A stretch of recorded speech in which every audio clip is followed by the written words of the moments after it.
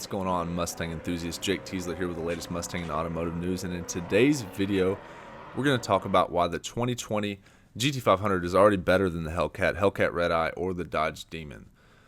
If you'd like to be notified about the 2020 GT500 when it's released on January the 14th at the Detroit Auto Show, go ahead and hit the subscribe button, hit the bell so you get notifications immediately when I post stuff about the 2020 GT500. Alright, so let's dive in. There's three reasons. First reason why is the appearance. Now, when you look at a regular Mustang GT, you can't really tell the difference that much from a base model, but when you see a GT500, you can see that thing a mile away. And when you see a Hellcat, you actually have to, unless you really know what you're looking for, it's kind of hard to tell if it's a Hellcat. You actually have to squint your eyes and look for the badge, and that's just not the case with the GT500. It actually has some exclusivity. You can see the big fat racing stripes, which seems like a mile away. The GT350, you can spot that a mile away. And that's just the way it is with the GT500. It just has this big grille, it has racing stripes, the fender is different, the hood's different, the exhaust is different, the wheels are different, the spoiler's different. All these things add up to make it this very special, exclusive car. So the appearance of the vehicle just totally sets it apart. You just don't get that with the Hellcat. You don't get that with the Demon. You get a little Demon emblem on the side of on the fender. I think when people are spending almost close to $100,000, somewhere between $60,000 and $100,000, a lot of people want that exclusivity. They want it to look like an exotic, sports car almost. They want it to look like a muscle car. They want it to stand out. They want the stripes, the big fenders, the scoops, the spoiler. They want all this stuff. So, Ford's done really good at differentiating this Mustang, this base model, into something that looks, really aggressive, something that looks really special. I mean, when you see a GT500, you're like, this is a special car, and it just doesn't seem that way with the Hellcat. You get bigger wheels and tires on the outside, the hood's a little different, the grille's a little different, but it doesn't stick out as much as a GT500, and I think that's a big selling point for the looks and the appearance and the exclusivity of the GT500. And maybe that's what the Hellcat guys like. A lot of them, they like the more subtle, sleeper look, and that's cool too, but when you spend $50,000, $60,000, $70,000 on a 700 horsepower car, you want it to look the part. A lot of people do. So I think that's probably hurt sales a little bit for them, but that's one reason why the GT500 sticks out so much more. So next is the track performance. Now, in the leaked information that I showed in my last video, we talked about the active brake ducts. So they're actually going to have valves, it looks like, where they can activate and close off vents to the brakes to cool the brakes separately, independently on all four wheels. It's going to have, I believe they call it a gurney flap, I'm not sure, it's an active arrow underneath the vehicle that will allow airflow, lift, and downforce. It's going to be activated electronically, obviously. And so this all adds up for road racing capabilities, or should I say track capabilities. You can take this on a road course and track this vehicle. It's specifically made for that. And a lot of this stuff has trickled down from the GT350, the GT350R, the Mustang GT, obviously. So, this car is going to be fast on the track.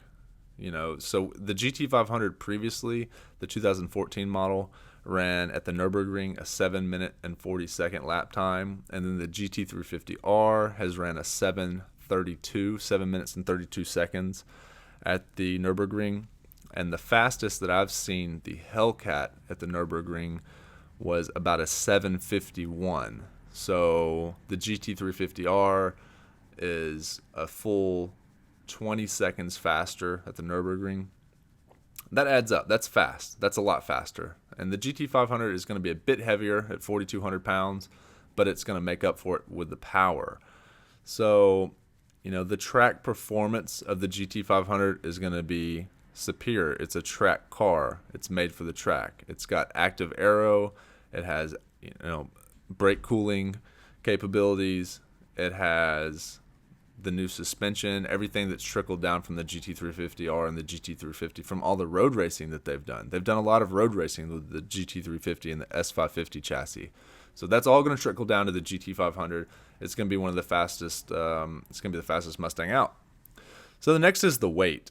You know, the weight of the Hellcat is one of the main reasons that it's not any faster around the racetrack. They also didn't make it for the road course, should I say. They didn't make it for the road course. They made it for, and they tried to change that up when they did the wide body, and they added bigger tires all the way around, and that helps a lot. It really does help a lot, and it makes it look way more aggressive. But at the end of the day, the GT500, it looks like it's still going to be about 200 pounds lighter, and then by the time that 200 pounds lighter, and then you have all the active aero, the suspension, the enormous brakes that they're going to be using on this car, the tires that they're going to be using. I'm assuming they're going to offer an R version or a KR version that's going to offer the Cup 2 tires, or it may be just come with the Cup 2 tires already.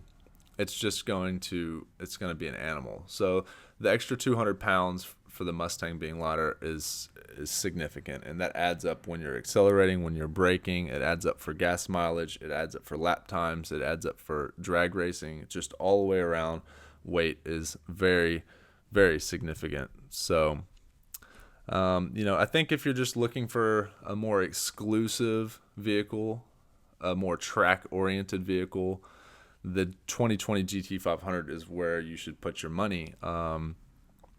Now, I do like the Hellcat. So here's a few of the things that I do like about the Hellcat. The Hellcat has tons of torque. It makes tons of tire smoke whenever you want. And to be honest, that's what a lot of people want. You know, if you're in the city and you can't use the track capabilities, like if you have a GT350R, it's really hard to feel that power because you're not revving it, over 5,000 RPMs very much. Now, if you have a Hellcat, you're going 40 miles an hour and you hit the throttle, you feel that instantaneous torque, you can feel the tires spinning.